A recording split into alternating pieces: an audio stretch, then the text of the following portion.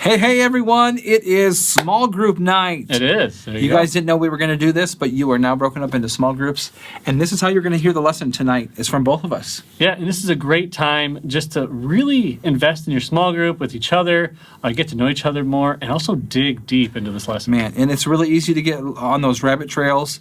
Listen, we've had times to talk to each other and get to know each other. Let's make tonight a really good night of discussion where you stay right with what we're talking about. And what are we talking about tonight, Chris? Well, we're talking about the Avengers. Of course. That's how you have to start every good talk, right? So, I was going to say, with the haves and have-nots, it's the series we're in. Mm-hmm. And, of course, when you're thinking about people who have it, you think of superheroes. Well, that's what I think of, superheroes. But the movie we were talking about was Endgame. Where they tried to go back in time. Avengers. And they're trying to go back to fix the Thanos problem. Spoiler alert. Right? Shh.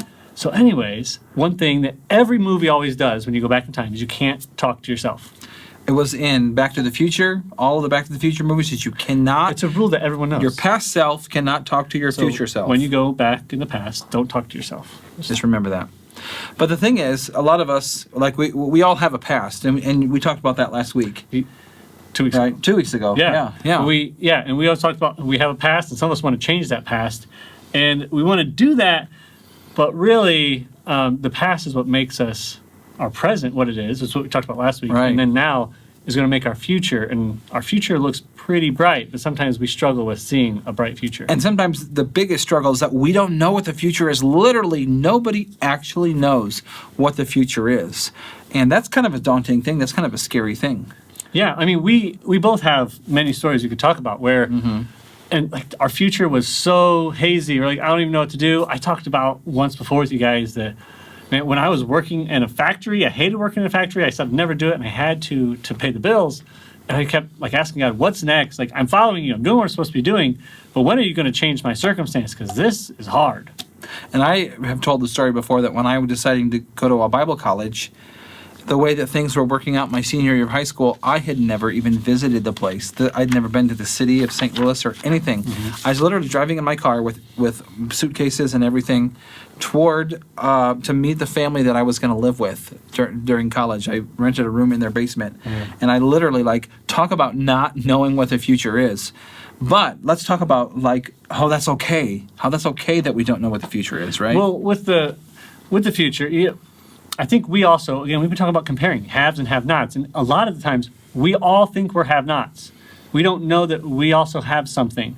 And so we look at other people and we're like, oh, their future's bright. They're going to be valedictorian. They're going to make it far. But me, I don't have much of a plan for a future. And we think that of ourselves. But that comparison game we've been talking about is a mess. And you don't go there because God says something different about you. The thing is, those people that you think have that future just handed to them, or they have all the right things lined up, they're thinking the same thing about you too.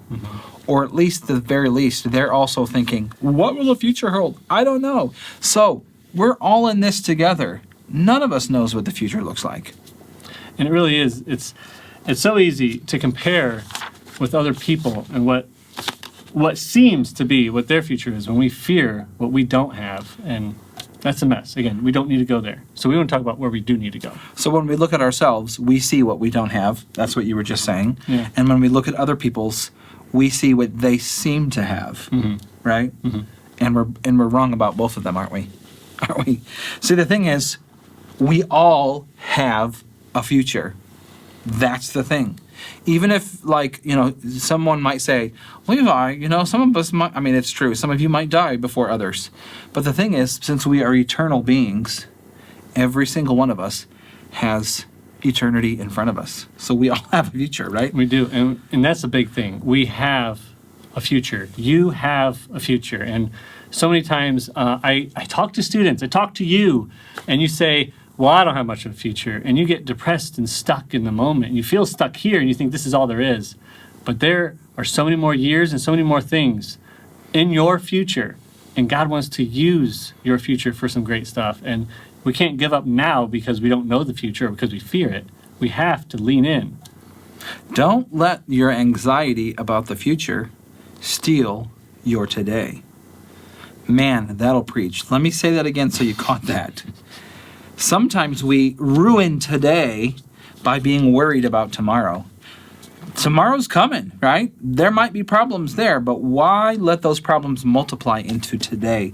We can't fast forward into the future. We can't know, but listen, here's the thing, is we need to learn how to trust our tomorrows to the only one who knows exactly what tomorrow looks like. Guys, we serve a God that already knows what tomorrow looks like. That's the first, man, I'm running straight to him. I want to trust him. I want to lean on him. I want to learn all that I can about who he is, what his voice sounds like, because he is the one that already knows my future, and he can literally take that anxiety away. Yeah. And again, the Bible, the reason why we trust the Bible so much is because of some of the prophecies and the things that the Bible said was going to happen actually happened. Like God told people this is going to happen, and then it happened. Like he knows the future. And if you go fast forward through the Bible to Revelations, you see in the end, it's going to be great and grand and awesome. In the middle where we're at, we still have a future. We still have good stuff happening now. And we want to look into the Bible even farther back into that story of Moses. We kind of went through already. His past was messy. He killed somebody. He kind of has that mess going on, and he was scared. He ran away. He ran away from his past like we do. And then we look at the present where God said, hey, Moses, you are somebody I want to use. And he went right to where you are right now. I want to use you to go back to Egypt and free the people. And you know that great story where he meets Moses in burning bush. Right. So that's where the story takes off from last week, is that Moses just moved on with his life and he was living in today, and he all of a sudden this bush just burst into flames. Maybe you remember this part of the story. And the closer that first of all, it just here's a plant that just burst into flames, right? And then second of all, the longer he watched it, the more that he saw these green leaves were not burning. That will get your attention. I mean, I like watching fire anyways. That's true. Fire is fun to watch, but this bush was not burning up. And so that's how God got his attention and then says, here's what we have to do. Now we talk about the future. This is what God had in plan. And now we get to look back on that story. Moses had no clue what was going to happen. So for all he knew, he was walking towards certain death, right? God called him in that bush and said, I want you to go back to the land that you used to live in, but then you killed, some... You're known as a murderer. Right. You're known as a murderer. As soon as you walk back into this town, there's a good chance somebody will want to put you to death immediately. P.S. Go back there because I have a plan for your future.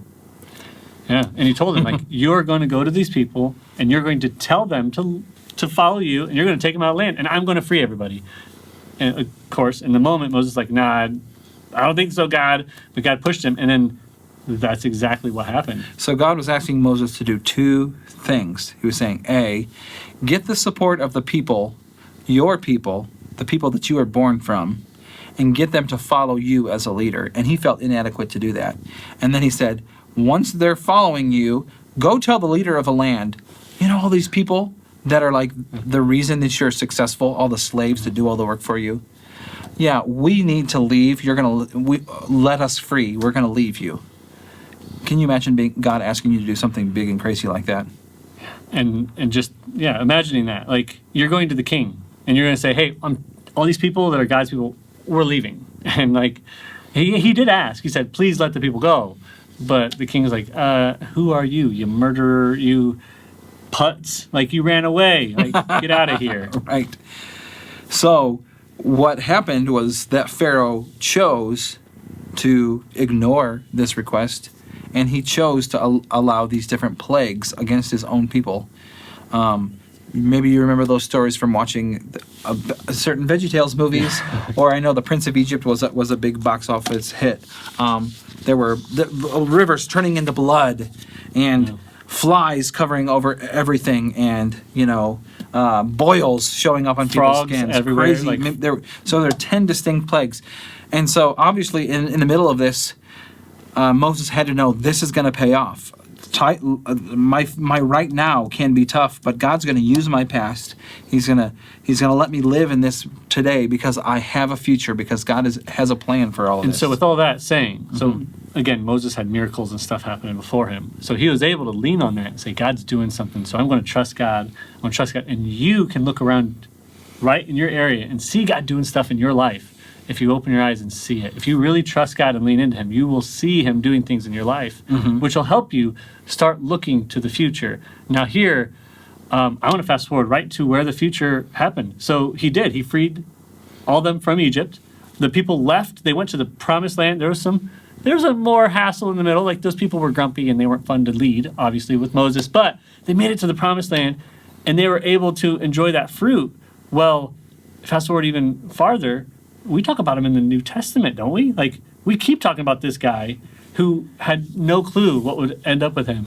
And he is still like one of the most famous people in the Bible. The New Testament talks about him more than anyone else. He is mentioned in the New Testament more than any other person from the Old Testament.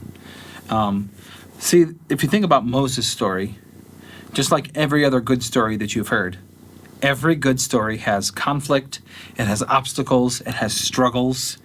And see, God is the best storyteller because he always knows how to craft those good endings.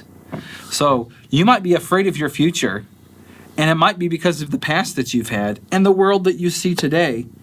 But God has that future in his hand. Matter of fact, it tells us in Romans 8:28, Chris, doesn't it? Yeah, so 8:28, it says, "And we know that God causes everything to work together for the good of those who love God and are called according to purpose Amen. for them." And for God knew his people in advance, and he chose them to become like his son, so that his son would be the firstborn among many brothers and sisters. That's a promise to you. Like, you're chosen. We're family. And Jesus was the firstborn, like the first rising from the dead, and we are to follow him. We are going to be right with him. And having chosen them, he called them to come to him. And having called them, he gave them right standing with himself. And having given them right standing, he gave them his glory, which means we have the everlasting glory.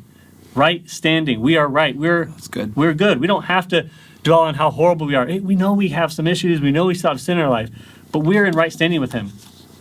Every day you get new forgiveness and new blessings for all the mistakes. God just keeps pouring it on you. You see, no matter what's going to happen in your future, and that might be something you really stress about, no matter what, you can't make up something in the future that God can't be trusted to use. Yeah. Did you hear me say that? Anything that might happen in your future, because we've talked about that before. Bad stuff is going to happen. Bad stuff has happened. God can be trusted that he's going to use it for good, both during our lifetime and even after our lifetime, that those things are going to work together. And there's a couple moments where you'll be stuck in the middle going, God, please fix this. Like I've been, my first ministry job, I sat at the desk almost in tears going like, I don't know what I'm doing. God, fix it. Like, help me. But in the end, I always prayed, okay, you called me here. I'm going to trust you. And in that, I got a peace where I could just keep moving forward. And I just keep seeing the blessing. Now, again, we're going to be tempted to quit in the present. That temptation is there to give up. But if you just hear that today, that God has a big future for you, big plans for you, plans for good, to prosper you, it's going to be good. Yep. No matter what happened in your past, no matter what's happening right now, no matter what happens in your future, you have a future with Jesus if you have put your trust in him. Now, it's possible you can just walk away and ignore that, but I tell you what, to me, that's a really scary outlook. In that case, there really is a lot of unknown. But when we trust God with our past and our present and our future, the future can actually be pretty exciting. So again, with God, we have a future. And we want to leave you guys with that. We want you guys to go discuss that and have a great discussion. Yes. Really, guys, stay on topic and let this be, hey, make it a goal that this will be the most productive small group time you've ever had. Hey, have a good time, guys. Bye.